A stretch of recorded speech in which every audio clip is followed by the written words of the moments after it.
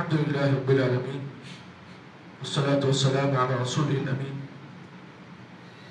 نبينا محمد وعلى آله وأصحابه أجمعين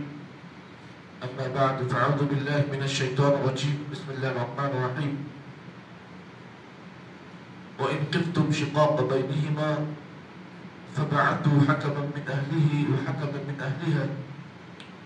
إن يريد إصلاحا يوفق الله بينهما إن الله كان عليما خبيرا. گزشتہ درس میں آپ کے سامنے سورۃ النساء کی آیت نمبر 34 کے متعلق گفتگو چل رہی تھی، جس میں اللہ رب العالمین نے شوہر اور بیوی میں آپسی اگر مسائل ہو جائیں، اختلاف ہو جائے، یا پھر شوہر کی عورت نافرمانی کرتی ہے، تو اس سلسلے میں اللہ تعالیٰ نے کل 4 احکامات بیان کیے، اس میں سے 3 احکامات کی وضاحت آپ کے سامنے پیش کی گئی۔ آج کے درس میں آپ کے سامنے اللہ رب العالمین نے یہ مسئلہ بیان کیا کہ اگر کوئی شوہر اور کوئی بیوی دونوں میں اختلاف ہو جائے اور صلح کی جو بھی شکلیں ہیں، شوہر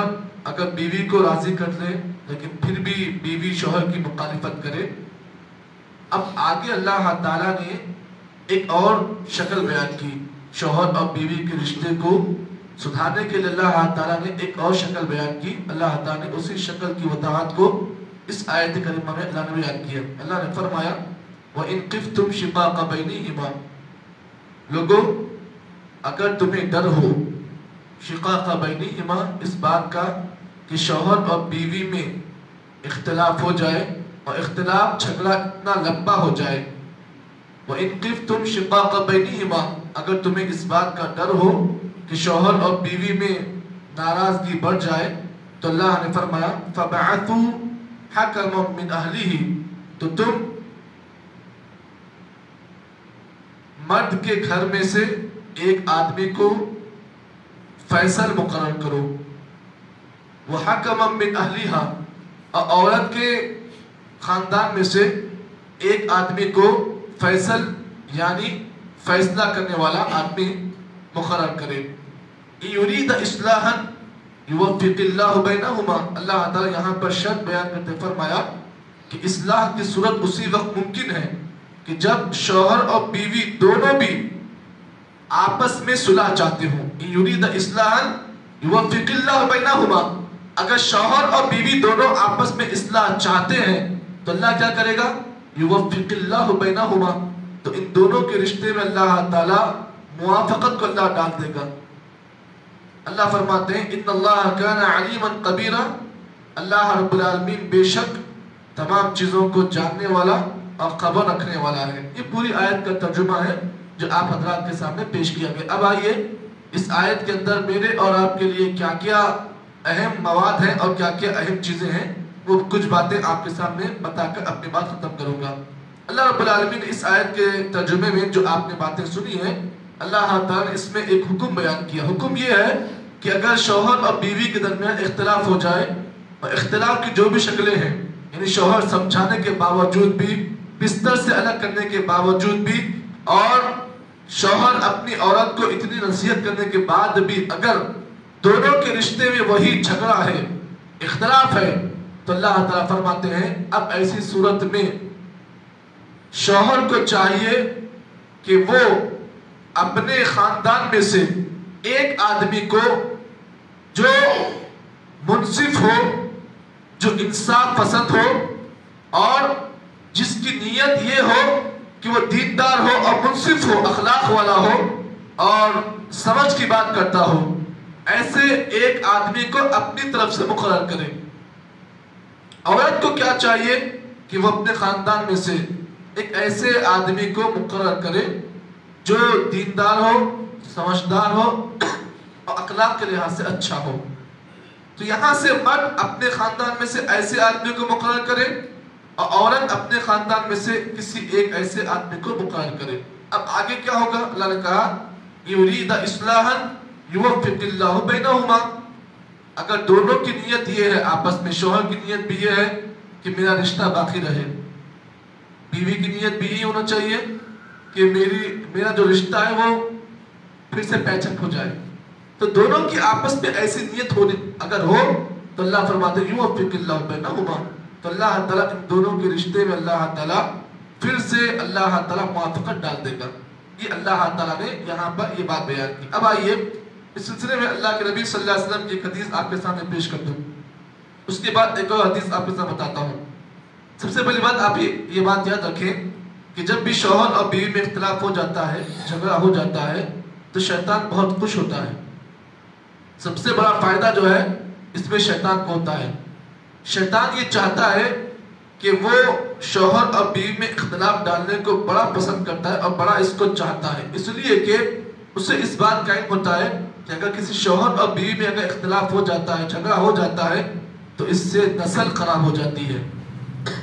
اسی لیے وہ چاہتا یہ ہے کہ شوہر اور بیوی میں اختلاف ہو۔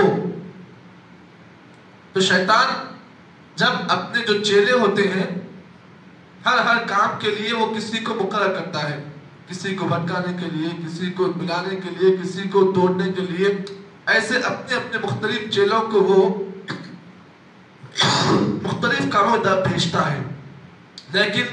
بعد میں جب تمام شیاطین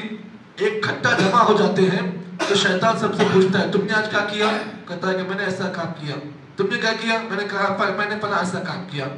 شیطان ایک سے پوچھتا ہے تم نے کیا کام کیا؟ وہ کہتا ہے کہ میں نے آج شوہر اور بیوی میں اختلاف ڈال دیا۔ تو شیطان کیا کرتا ہے؟ اس آدمی کو، اس جو اپنے چیلے کو اپنے سے زیادہ قریب کرتا ہے، تو نے بہت بڑا کام کیا، تو نے بہت بڑا کام کیا، اس لیے کہ شیطان کو اس بات کا علم ہے کہ اگر کوئی شوہر اور بیوی میں اختلاف ہو جاتا ہے تو اس سے نسل برباد ہو جاتی ہے اور دونوں خاندانوں میں جو ہے اختلاف پیدا ہو جاتا ہے، اسی لیے وہ اس چیز کو بڑا پسند کرتا ہے۔ یہ ایک پہلی حدیث ہے۔ ایک دوسری حدیث جس میں اللہ کے نبی صلی اللہ علیہ وسلم نے تمام لوگوں کو اس بات کی نصیحت کرتے فرمایا، آپ صلی اللہ علیہ وسلم نے صحیح مسلم کی روایت میں آپ نے فرمایا الا انبئکم بدرجۃ الصیام والقیام، نبی اکرم صلی اللہ علیہ وسلم فرمایا اے میرے صحابہ، کیا میں تمہیں کوئی ایسے عمل کی خبر نہ دوں جس کے کرنے کی وجہ سے اللہ تعالیٰ تمہیں تہجد گزار، جو آدمی تہجد پڑھتا ہے اور جو آدمی زندگی پر روزے رکھتا ہے، تو کیا میں تمہیں کوئی ایسا عمل نہ بتاؤں جس کے کرنے کی وجہ سے اللہ تعالیٰ تمہیں اسی آدمی کے برابر ثواب دے جو قیام کرتا ہے اور جو آدمی روزے کا پابند ہے؟ کیا میں تمہیں ایسا عمل نہ بتاؤں؟ صحابہ نے کہا اللہ رسول بلا یا رسول اللہ، سے بتائیے آخر وہ کون سا عمل ہے جس کے کرنے کی وجہ سے اللہ تعالیٰ ایک تہجد گزار آدمی کے برابر ثواب دے گا، ایک اس آدمی کے برابر ثواب دے گا جو زندگی پر روزے رکھتا ہے۔ نبی اکرم صلی اللہ علیہ وسلم نے جب صحابہ کرام کی آپ نے اس جذبے کو دیکھا تو نبی اکرم صلی اللہ علیہ وسلم فرمایا اصلاح بین الناس، اصلاح ذات البین، نبی نے کہا کہ دونوں لوگوں کے درمیان صلح کرنا، دونوں آدمیوں کے درمیان رشتہ جوڑنا، یہ ایک ایسا عمل ہے جو آدمی اس عمل کو کرتا ہے تو اللہ تعالیٰ بدلے میں اس آدمی کو ثواب اتنا عظیم دیتا ہے کہ جس طریقے سے ایک آدمی جو قیام کرتا ہے رات میں، ایک وہ آدمی جو دن بھر روزہ رکھتا ہے، تو اس آدمی کے مطابق اس آدمی کو اجر دیا جائے گا۔ اس کے بعد آگے آپ صلی اللہ علیہ وسلم نے اس حدیث کے آخر میں جو بات بیان کی، آپ نے فرمایا وَفَسَادُ ذَاتُ الْبَيْنِ هِيَ الْحَالِقَةُ، نبی نے فرمایا دونوں لوگوں کے درمیان فساد کو ڈالنا، جھگڑے کو ڈالنا، هِيَ الْحَالِقَةُ، یہ دین کو ایسا خراب کر دیتا ہے، یہ دین کے سر کو موڑ دیتا ہے۔ مطلب یہ ہے کہ دین کا ایک سر ہے، اس طریقے سے آدمی کا اپنا سر ہوتا ہے، اگر اس کے بال اس سے نکال دیے جائے تو آدمی گنڈو ہو جاتا ہے، اس طریقے سے دین کا جو نقشہ خراب ہو جاتا ہے، یہ اس وجہ سے ہوتا ہے کہ جب آدمی کسی دونوں لوگوں میں جھگڑا دیکھ رہا ہے لیکن جھگڑا دیکھنے کے باوجود بھی دونوں میں پیچ اپ کرنے کی نیت اس کے پاس نہیں ہے، جھگڑے ہو رہا ہے، یہاں خوش ہو رہا ہے، جھگڑے لگا کر فساد لڑا کر جو ہے آپس میں بیٹھ کے خوشی منا رہا ہے، تو ایسا کام کرنا یہ دین کو برباد کرنے کے برابر ہے۔ اگر آپ کو معلوم ہے کہ دونوں میں اختلاف ہوا ہے، کس میں؟ عبداللہ میں اور زید میں اختلاف ہو گیا، جھگڑا ہو گیا۔ اب جھگڑا اتنا زیادہ ہو گیا کہ دونوں آپس میں نہ ملاقات کر رہے ہیں، نہ سلام علیکم کر رہے ہیں، نہ کچھ بھی ملاقات کر رہے ہیں۔ اب آپ اپنے آنکھوں کے سامنے اس چیز کو دیکھ رہے ہیں، لیکن دیکھنے کے باوجود بھی اگر آپ جھگڑے کا مزہ لے کر وہاں بیٹھ کر تماشا دیکھ رہے ہیں، یہ دین کو برباد کرنے کے برابر ہے۔ اگر آپ دونوں میں اختلاف دیکھ رہے ہیں اور آپ کی نیت یہ ہے کہ دونوں میں صلح صفائی کرا لوں، دونوں میں آپس میں پیچ اپ کرا دوں، تو یہ ایک ایسا عمل ہے، نبی اکرم صلی اللہ علیہ وسلم فرمایا ایسا عمل کرنے والے کو اللہ تعالیٰ بدلے میں اتنا عظیم ثواب دیں گے، اتنا عظیم اجر دیں گے، جیسے کہ وہ آدمی جو تہجد پڑھتا ہے، جیسے کہ وہ آدمی زندگی پر روزہ رکھتا ہے، اس آدمی کے اجر کے مطابق اللہ تعالیٰ اس آدمی کو وہ اجر دے گا۔ تو معلوم یہ ہوا کہ اگر ہمارے خاندان میں یا ہمارے اپنے ماحول میں ہم دیکھ رہے ہیں کہ شوہر اور بیوی میں اختلاف ہو رہا ہے، تو شوہر کے خاندان والے، شوہر کے جو خاندان والے ہیں، ان کو چاہیے کہ وہ اس کی بیوی کے گھر والوں سے جا کر ملاقات کریں، بات چیت کریں، آخر مسئلہ کیا ہے، مسئلے کی پوری وضاحت کر لے، مسئلے کے بارے میں پوری دریافت کر لے۔ اور بیوی کو چاہیے کہ وہ اپنے گھر والوں میں سے کسی ایک آدمی کو جو انصاف پسند ہے، جس کی نیت میں یہ چیز ہے کہ آپس میں پیچ اپ کر دیا جائے، تو ایک ایسے آدمی کو مقرر کریں اور دونوں آپس میں بیٹھ کر اپنے مسئلے کو سلجھانے کی کوشش کریں۔ اب یہاں پر فقہ کا ایک مسئلہ ہے، یہ مسئلہ آپ جان لیں، بڑا اہم بات ہے، آپ کے ساتھ بتا رہا ہوں۔ فقہاء اکرام نے یہ بات لکھی ہے کہ اگر آپس میں دو لوگ فیصلہ کر رہے ہیں، بیوی کے گھر سے ایک اور شوہر کے گھر سے ایک، اب فیصلہ کرنے والوں میں اختلاف ہو گیا۔ اختلاف کس میں ہو گیا؟ فیصلہ کرنے والوں میں۔ شوہر کی طرف سے جو فیصلہ کرنے والا ہے وہ بات کو سمجھ رہا ہے، لیکن بیوی کی طرف سے جو فیصلہ کرنے والا ہے، اب آپس میں دونوں میں اختلاف ہو جائے، تو اب کیا کیا جائے؟ تو فقہاء نے یہ بات لکھی ہے کہ ایسی صورت میں چاہیے کہ